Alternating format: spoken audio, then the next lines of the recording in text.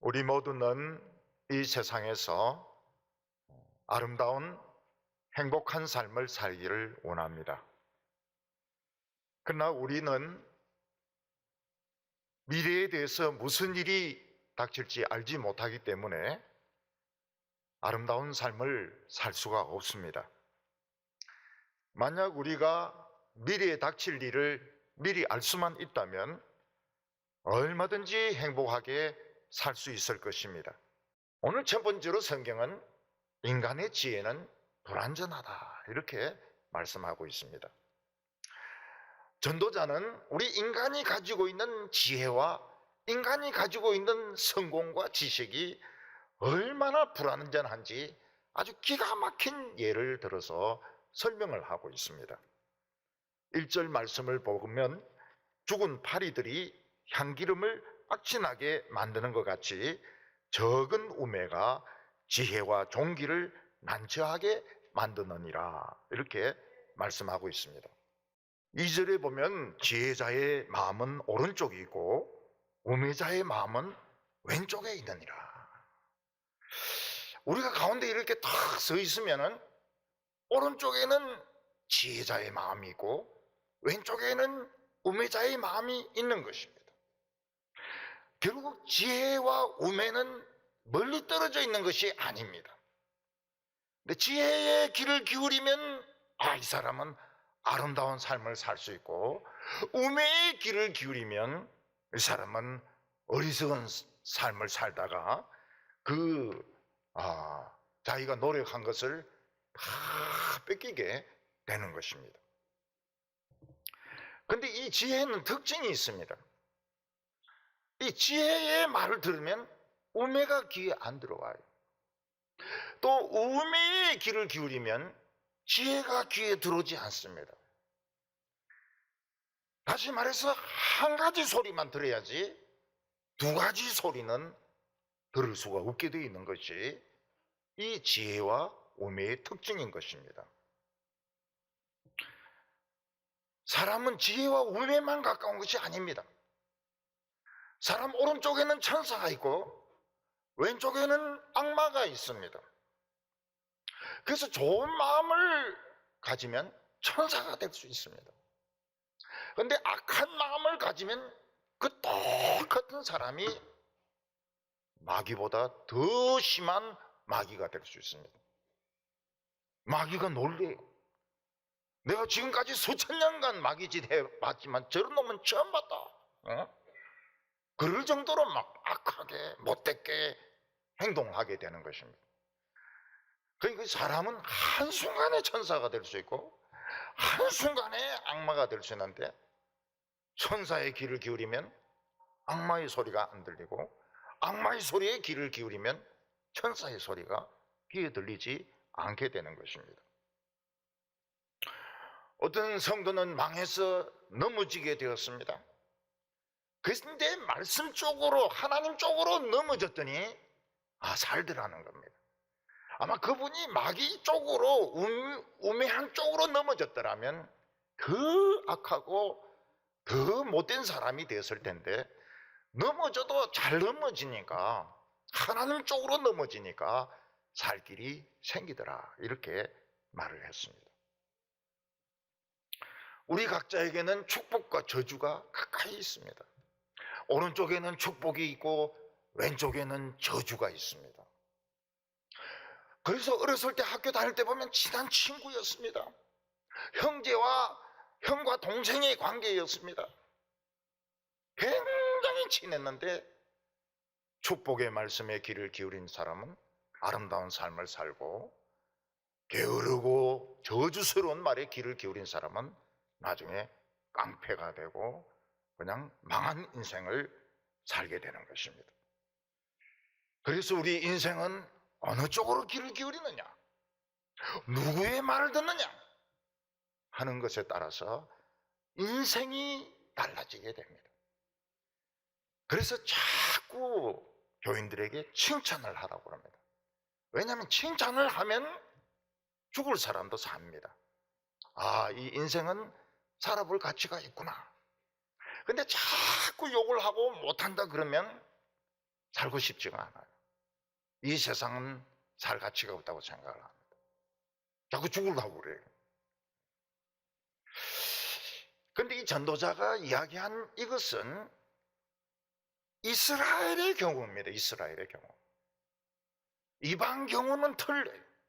이방 경우는 어떻는가 하면 오른쪽에도 우매가 있고 왼쪽에도 우매가 있습니다. 온 사방에 미련한 것밖에 없습니다.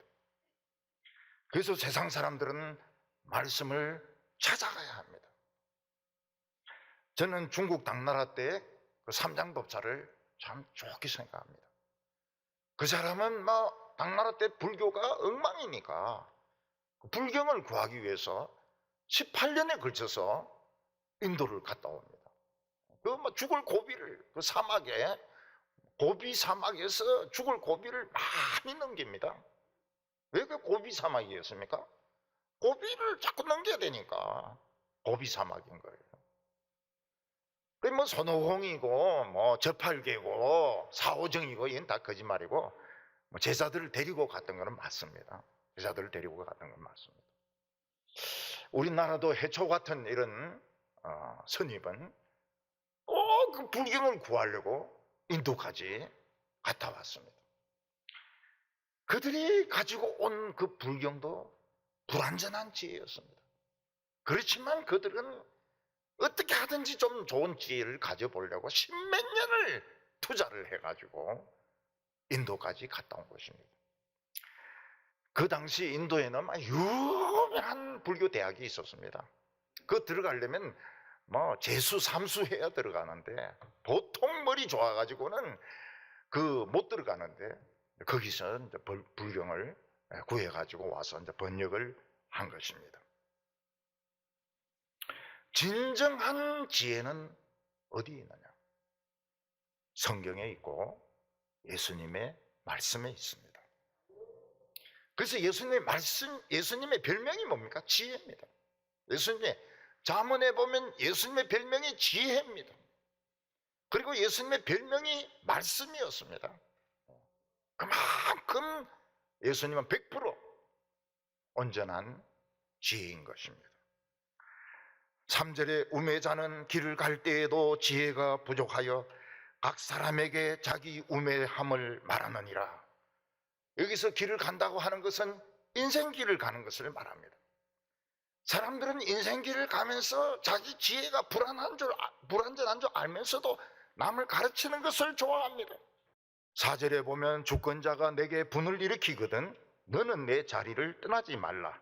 공손히 큰 허물을 용서받게 하느니라. 왕이 이제 화가 나서 어떤 신하를 막 야단치고 있습니다. 그러면 그 신하는 왕의 분노가 풀릴 때까지 가만히 앉아서 왕의 책망을 들어야 됩니다. 근데 왕이 막 책망한다고 해서 기분 나빠서 딱 나가버리면 어떻게 됩니까? 저놈은 나를 무시하고 있구나. 지가 내보다 더 똑똑하다고 생각하는구나. 그래서 바로 장군을 보내서 죽여버립니다. 왕보다 더 똑똑하고 왕을 무시하는 신하는 죽여버립니다. 그래서 여기 주권자라고 하는 것은 왕도 말하지만 하나님이 말합니다. 하나님이 책망하는 말씀을 들을 때 하나님의 진노가 풀릴 때까지 가만히 앉아서 들으라는 것입니다. 근데 오늘 우리나라 이 교인들의 특징이 뭔가 하면 축복의 말은 좋아합니다. 복 받으라 말은 굉장히 좋아합니다. 그렇지만 하나님이 진노하신다, 하나님이 싫어하신다 이러면 나가버려요. 나가든지 길을 막아버립니다. 그러면 하나님 무슨 생각을 합니까? 저놈이 나를 무시하는구나. 저놈이 지가 내보다 더 똑똑하다고 생각하는구나. 가브리엘이 군대 장관이거든요. 저는 목 빼버리라. 저거. 내보다 더 똑똑한 놈이 뭐 한다고 여기 있노? 목 빼버려. 가브리엘 이러면 이제 목 날라가는 거예요. 그래서 굉장히 좋지 못한 버릇입니다. 축복의 말씀, 좋은 말씀, 재미있고 웃기는 말씀, 그거 좋아하고, 이제 하나님이 진노해서 하시는 말씀은 귀를 막아버려요. 안 들어요. 절대로 안 들어요. 10년, 20년 가도 안 들립니다. 그거는 하나님보다 더 똑똑한 거죠. 하나님을 업신여기고 무시하는 것이죠. 하나님은 죽일 겁니다. 하나님이 책망하실 때 겸손하게 들으면 어떻게 됩니까? 부족한 것이 많이 있어도 하나님이 다 채워주십니다. 공손히 큰 허물을 용서받게 하느니라. 잘못된 것이 있어도 다 용서받고 부족한 것이 있어도 전부 다 채워준다는 것입니다. 그래서 모든 인간의 지혜, 모든 인간의 학벌은 불완전합니다. 왜냐하면 미래를 모르기 때문입니다. 전도자가 보니까 어떤 우매한 자는 높은 지위를 얻습니다. 근데 부자들은 지위가 낮아요. 이 우매한 자는 뭡니까? 우매한 자는 세상적으로 똑똑하지만은 하나님에 대한 믿음이 하나도 없는 사람들이 세상에서는 더 잘 되는 거예요. 여기 부자는 어떤 사람들입니까? 믿음의 부자들입니다. 믿음이 좋은 사람들은 이 자리가 낮아요. 모순이죠. 모순입니다. 하나님은 왜 세상 일을 이렇게 거꾸로 하실까요? 두 가지 이유가 있습니다. 하나는 이 세상 일이 전부가 아닙니다. 만약 이 세상 일이 전부라면 그렇게 하시면 안 되죠. 그렇게 하시면 하나님에게는 공의로운 것이 아니시죠. 그러나 이 세상은 훈련받는 곳이기 때문에 믿음 없는 사람은 연단할 필요가 없습니다. 그 잡석이기 때문에 아무리 갈고 부숴봐야 이건 조각도 안 되고 보석도 안 되고 이거는 어디에 받침밖에 못 씁니다. 믿음 있는 사람들은 낮아지고 천해지고 갈고 닦여야 보석이 되는 것입니다. 그래서 하나님께서는 정말 고매한 인격을 가진 사람은 갈고 닦습니다. 낮아지게 하시고 겸손하게 하시고 때로는 비천하게 하시고. 갈고 닦을 필요가 없는 사람은 네 마음대로 살아라. 어차피 니는 안 되니까 포기를 해버려요.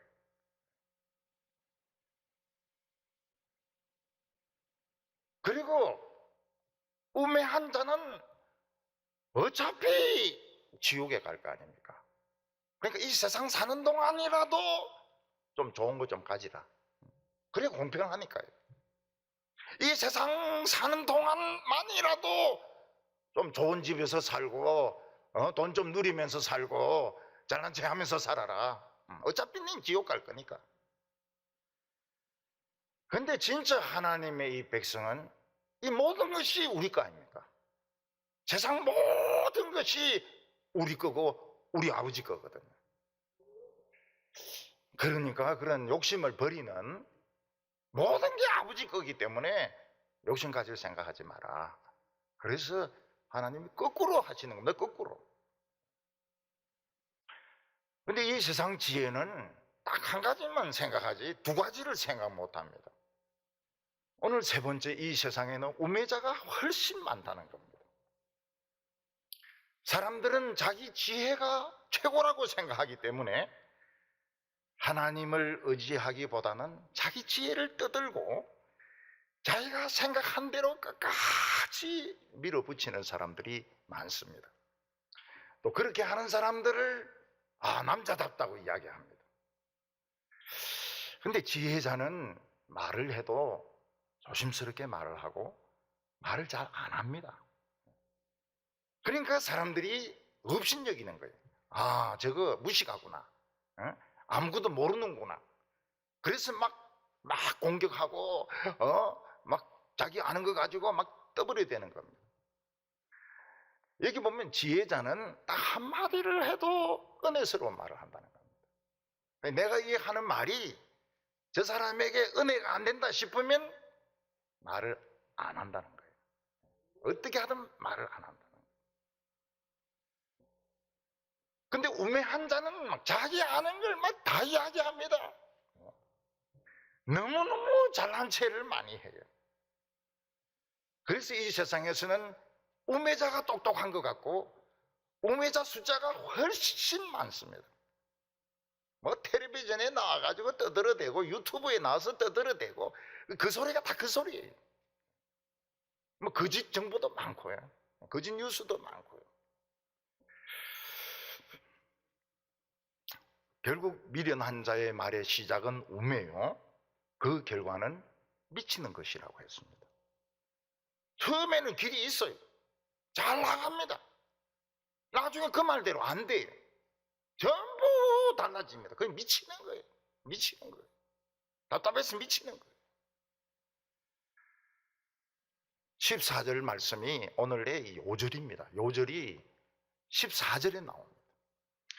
세상의 지혜는 많은 우매한 자는 말을 많이 하거니와 장래 일을 알지 못하나니 나중에 일어날 일을 누가 그에게 알리리요.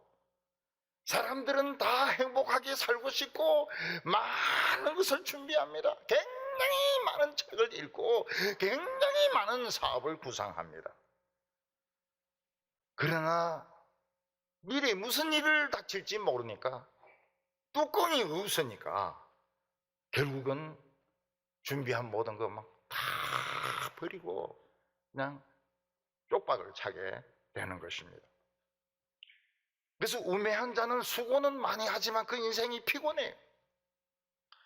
왜냐하면 그거는 쉴 줄 모릅니다. 계속 일을 해야 됩니다. 일 안 하면 불안하니까요. 계속 일을 해야 됩니다. 성에 들어가는 길을 모릅니다. 하나님의 성, 아름다운 성, 축복의 성에 들어간 줄 몰라요. 죽도록 일만 하다가 죽는 겁니다. 참 망하는 나라는 어떻습니까? 왕이 어리고 경험이 없어요. 근데 신하들은 어떻습니까? 오만해가지고 아침부터 술 마시고 잔치를 합니다. 이제 이런 것을 무절제하다 이렇게 말하고 샴페인을 미리 터뜨린다 이런 말을 합니다. 아직 성공 안 했는데 성공한 줄 알고 샴페인을 터뜨리는 겁니다. 옛날에 집에 비가 이렇게 새는 집이 있습니다. 그러면 그 아버지가 올라가가지고 비 새는 데를 고쳐야 되죠. 근데 방에는 비가 뚝뚝 떨어지는데 배아로 그 물을 받으면서 책을 이래 읽는 아버지는 참 학식이 있다, 뭐 이런 식으로 이야기를 했습니다. 그 부인 엄청 고생합니다. 그 애들 엄청 고생합니다. 여러분, 곡간지기는 냉정해야 됩니다. 냉정해야 돼요. 나라의 곡간지기, 교회의 곡간지기는 냉정해야 됩니다. 왜냐하면 뭐 인심 쓴다고 형제 사랑, 예수님의 사랑 뭐 펑펑 써주면 어떻게 됩니까? 곡간이 이제 비게 되거든요. 그럼 나중에 무슨 일이 생기면 돈 빌리러 다니기 바쁜 겁니다. 은행에 돈 빌리러 가죠. 부자 교인인데 돈 좀 빌리달라 그러죠. 안 되면 막 단상에서 헌금 내라고 막 소리 지르죠. 그걸 누가 좋아하겠어요? 그게 운매입니다. 운매.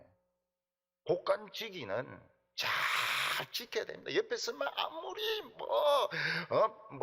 어떻고 이래도 말 들으면 안 돼요.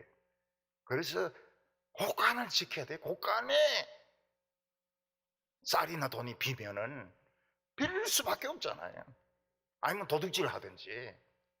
그게 좋은 방법입니다. 그게 사랑인가? 그게 형제 사랑인가? 저는 그렇지 않다고 봅니다.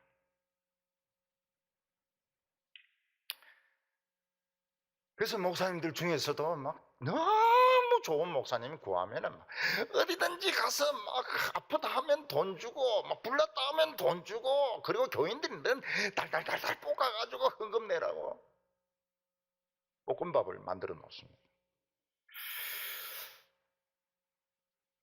교인들이 교회 오면 어떻습니까? 피곤해요. 은혜 받기보다는 피곤해요. 시달려요. 결국은 돈이 있어야 되는데 곡간을 다 써버리는, 있을 때 풍덩풍덩 다 써버린 거예요. 여러분, 크리스찬은 정상적이면 빚을 쓸 필요가 없습니다. 충동 구매를 안 하면 빚을 낼 필요가 없어요. 행사를 많이 안 하면 돈이 훨씬 남습니다. 근데 목사가 너무 사람이 좋은 거예요. 너무 사람이 좋은 거예요. 저도 나중에는 좋은 사람이 되려고 그래요. 동북에 은퇴하면 좋은 목사가 되려고 그래요. 그때는 돈이 없으니까요. 포도주도 늘 마시면 안 됩니다. 기쁠 때 한 번 마시는 것이지. 또 오늘이 그날이다 이래가 막 가서 또 퍼마시고 이렇게 하면 안 됩니다. 오늘이 그날이 아니. 포도주 마시면 안 됩니다. 저는 한번 포도주 마시고 죽을 뻔했어요. 불면증이 와가지고요. 잠을 못 자니까. 딴 목사가 그러더라고요. 목사님, 한 잔 포도주면 잠 막 저절로 옵니다. 그래서 이제 그 말 또 순진하게 듣고 한 잔 했죠. 열은 열대로 나고 잠은 잠대로 안 오고 죽는 줄 알았어요. 그것도 그 자꾸 마시는 그 목사나 그 통하는가 봐요. 나는 안 통해. 죽는 줄 알았어요, 진짜.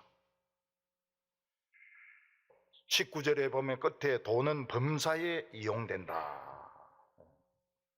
돈은 20절에 심중에라도 왕을 저주하지 말며, 포도주는 19절을 읽습니다. 잔치는 희락을 위하여 베푸는 것이요 포도주는 생명을 기쁘게 하는 것이나 돈은 범사에 이용되느니라. 자꾸 잔치를 벌리면 애들 공부 못합니다. 자꾸 손님들이 와가지고 애들 공부를 못해요. 잔치는 그냥 1년에 한 번 정도, 한 번 정도. 포도주도 막 죽어가려고 할 때 그냥 한 잔 정도. 자꾸 포도주 마시면 띵 해가지고 아무것도 못해. 20절에 심중에라도 왕을 저주하지 말며 침실에서라도 부자를 저주하지 말라. 공중의 새가 그 소리를 전하고 날짐승이 그 일을 전파할 것임이니라. 밤에 자면서도 마음속이라도 왕을 저주하지 말라는 거예요. 왜 그렇습니까? 사람의 마음은 상대적입니다. 그래서 내가 누구를 안 좋아하면 그 사람도 나를 안 좋아해. 신하가 왕을 안 좋아하면 어떻게 됩니까? 왕이 죽이죠. 결국은 죽이죠. 하나님의 지혜를 가진 자는 함부로 남을 욕하지 않습니다. 그리고 자꾸 웃습니다. 자꾸 웃어요. 그럼 바보 같죠? 그럼 바보 같은 게 훨씬 낫습니다. 똑똑한 사람의 특징이 친구가 없어요. 친구가 없습니다. 똑똑한 사람을 좋아하는 사람 아무도 없습니다. 약간 모질하는 것처럼 자꾸 희죽희죽 웃고 이럴 때, 이 사람 바보구나. 나를 공격을 안 하겠구나. 그래서 친구가 생기는 것이지, 자꾸 입 바른 소리 하고 못된 소리 하고 인상 푹 쓰고 다니고 주여 이렇게 하면 주여 주여 하지 마라 그랬잖아요. 사람이 친구가 없어집니다. 인상 쓰는 사람 친구가 없어요. 늘 웃어야 됩니다. 우리 교인들은 늘 희죽희죽 웃으시기를 바랍니다. 이 세상 사는 동안 자기 지혜를 믿지 마세요. 하나님의 지혜를 뚜껑으로 삼아가지고 한평생 행복하고 아름답게 사는 성도들 다 되시기를 바랍니다. 기도드리겠습니다. 거룩하신 하나님 아버지, 참 우리같이 미련한 자들에게 하나님의 말씀을 주셔서 하나님의 길을 걸어가게 하시니 감사합니다. 때로는 세상이 거꾸로 되어서 우리가 아무리 예수를 믿어도 돈 벌지 못하고 무시당하고 업신여김을 당할 때에 우리가 보석으로 변하고 있다는 것을 깨닫게 하여 주시옵소서. 우리 성도들에게 과욕을 버리게 하여 주시옵소서. 담에 있는 뱀에 물리지 않게 하여 주시옵소서. 예수님의 이름으로 기도하옵나이다. 아멘.